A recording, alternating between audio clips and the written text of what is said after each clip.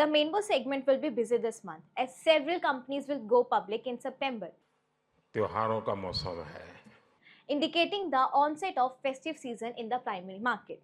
In India, the market regulator SEBI has set certain guidelines for the eligibility criteria for IPO. Today, in this video, we at India IPO will tell you about the eligibility criteria which need to be fulfilled by businesses in order to file for an IPO.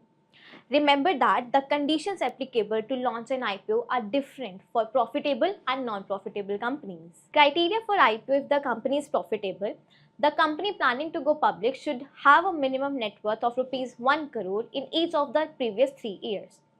Second, the value of company's net tangible assets should not be less than 3 crore in each of the previous 3 years. Out of the rupees 3 crores, the company should not possess more than 50% as cash or cash equivalent. Third, in case the company has changed its official name, it must have earned 50% of the total revenue in the last year from business operations after getting its new name. Fourth, the company must have an average pre-tax operating profit of not less than 15 crores in at least 3 of the last 5 years.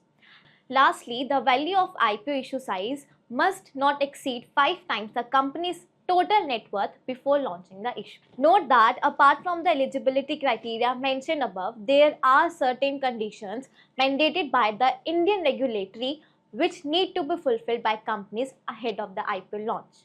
If you want to know more about what is the procedure of non-profitable companies to launch their IPOs, press the like button and let us know in the comment section below. For more updates, follow us on social media.